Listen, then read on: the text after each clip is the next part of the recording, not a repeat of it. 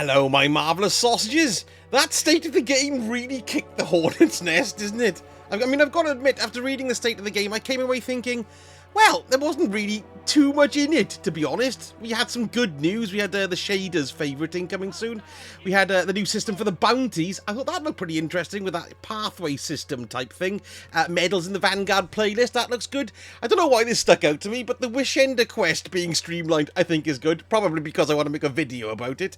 That new resources tab, that's good in collection as well. The tweaks to Iron Banana, which allows you to go for pinnacles without having to have a specific subclass.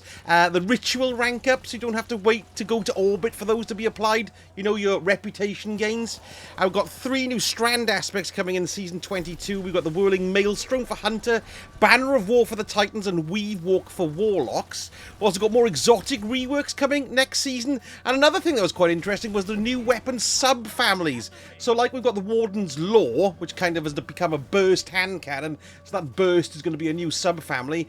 Maybe we see some really bonkers ones, like full auto bows, or even like a gun blade type thing with like a combination shotgun and sword. I don't know, anything sounds good to me. But then they also said that PvP was getting a new map.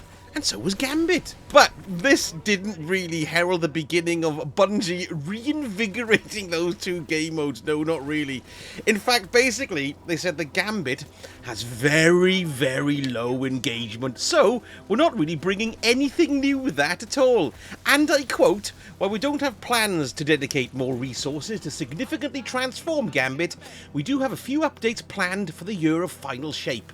These include porting the Cathedral of Scars map and its beautiful Dreaming City location into the latest version of Destiny 2, as well as adding the Shadow Region and Loosened Hive enemy types. Now, as well as that, they are now no longer going to be set ways in which you can earn your weekly exotics from the ritual playlist stuff. So you can either just play Vanguard or Crucible to get all 3. You're not going to be forced to play Gambit if you don't want to, although I always did because I really enjoy Gambit. Now, while we might see a burst of interest in Gambit when that new Cathedral map drops, or at least the rehashed map, I think after that it'll peter out, and that'll be the last of that. And for PvP, there's also the same kind of treatment. It's getting 1 Vex-themed new map, which is good, a new game mode called Relic, and a new modifier called Checkmate. So it's definitely getting a lot more than Gambit's getting, but it's not at all what the PvP players wanted to hear. They kind of wanted to hear that there's going to be a big investment in it. There was also a bit of annoyance at the fact that they said, and this was 3 years ago, mind you, in a past, I don't know if it was a twab, but it was some kind of article on rewards. They were going to release a new ritual armor set with every new yearly DLC, but now they've only changed that to there's going to be 1 new ritual set coming with a final shape, because there wasn't one that came with Lightfall. So those are the major gripes, I think, that came out of it, and there was lots and lots of angriness and negative sentiment. So with that in mind, I thought I'd ask my community what they think of this and if it's going to make them leave the game. Okay, so this is what I asked. So after absorbing the state of play and knowing that PvP and Gambit are not going to have much love in the future, how much does this affect your Destiny 2 game playing life going forward? Now, it does seem that confidence was knocked a little bit, but on the whole, people are still in it, at least until the final shape. So I had 4 options, and the first one, not at all, final shape and beyond, baby. 24% of the people who voted went for that, so that's nearly a quarter. I've had over 1,000 votes, which is pretty big for my channel on this. The second option, a bit cheesed, but I'm sticking with it until final shape, had the most votes, 43%. So between the 2 of them there, 67% basically are staying. 24% definitely, 43% just going to see how the ground lays, really. And you can't blame people for feeling that way at all. I think if I wasn't a content creator, I'd be voting in the second one there, to be honest. Then, the next one, very concerning. If the showcase is bad, I'm done. 21%. I think that state of the game knocked people's confidences. So 21%, that's quite a lot. They're saying if the showcase is bad, I'm off. And then 11% are already done with it, which is quite mad, really. You know, that's 110 people-ish out of my 1,000 who have actually voted, who have finished playing Destiny 2. So I can see why why everybody feels the way that they feel. The anger was very vocal, but I think your normal average player is willing to give it a crack, or at least to see where it goes. But for me, this is what I think the biggest mistake was the timing of this State of the Game announcement. With a big showcase coming up on August the 22nd, they didn't really want to preempt any of the new announcements, so that kind of stripped them of a lot of the more sensational stuff that they could have dazzled us with.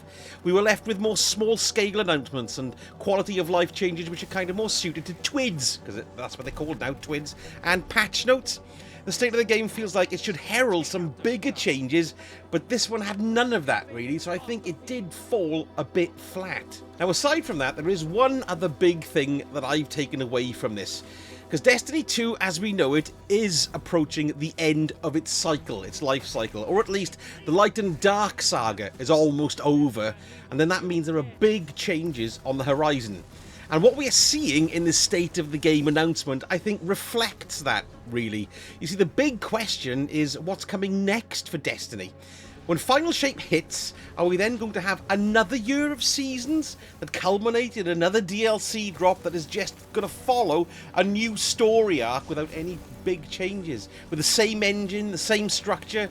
For me, this would be the outcome that I'd actually want the least. Because I really want a big change-up, you know? To be honest with you, I want a new base game set in a totally different time or a region of space connected with Destiny 2, but, you know, it's having its own thing, new characters, new enemies, new everything, I think, is needed. But then what happens to Destiny 2? You know, the one we know and mostly love? Does it just fade away? I mean, I think we can look at the past to really give us an idea on that, because look at Destiny 1, that's still going. Is that the fate for Destiny 2?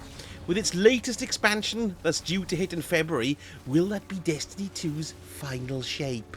Did you see what I did there, using the title of the new DLC for that smart-ass little sentence on the end? Well, yes. But I tell you what, though, one thing is for certain, it's going to have to change to keep up with other games, and not just graphically, but structurally. For example, battle passes. They've become really derided, and to be honest, they're actually looked at as being quite toxic now by a lot of people. So they're going to have to come up with different models, I think. Otherwise, they're going to start alienating people a lot more and on a wider scale. See, can a game that is 6 years old cope with all those systemic and graphical changes? I don't think it can. I'm going to be getting the final shape, of course, and whatever else follows, I'm going to be getting that as well. But something tells me next year, 2024, huge changes are coming. And reading that State of the Game, you can kind of see the beginning of these changes here. Because Bungie has diverted a lot of its resources to this new stuff. Now, we know PvP is suffering because a lot of the people who would normally be working on that are now on Marathon, which, for good or ill, that's the reality of the situation. And also, I think Marathon's going to be huge. Whether or not I'll play it or not is another thing. I probably will. Oh, I don't know. Is it PvP only? See, oh, I don't know. I go with the flow, me. Yes. But we also know there are other games as well in the pipeline. And with those ramping up, which they're bound to be doing now, a lot of the staff will be on those too. So I think what we've got is Destiny 2 sort of being kept in a holding pattern. Now, every year we do have a showcase, of course, and this year is no different. And every year we say this is a make or break for Destiny 2. But it's weird. This year feels different. Do you know what I mean? It feels a bit different. There seems to be a lot of negative sentiment out there above the game. We had the monetization kind of issue which popped up, and now people feel that their favourite aspects of the game are no longer being catered for. So is there blood in the water for Destiny 2? I mean, the showcase has a lot of work to do, and I really hope they deliver. And I really hope they have some big announcements yet, because I don't know about you, but what I really want to know is what's coming after the final shape. We all know the final shape's coming. We all know what's going to happen in that, not as far as plot is concerned, but you know what I mean? It's the big full stop. It's the final shape. What's happening afterwards? And for me, August the 22nd can't come fast enough. Let me know in the comments what you think about all my dribblings there, and if you think I'm on to something, or do you think that, well, there's something different going to occur? I don't know what. And don't forget, if you did like the vid, a like and subscribe really does help me out. And if you want to see the next time I splap one out, hit that notification bell twice, and then it'll go, oi, there's a sausage video out for you to watch.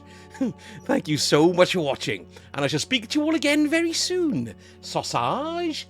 Oh yeah, I'm playing Remnant 2 tonight on stream, I can't wait.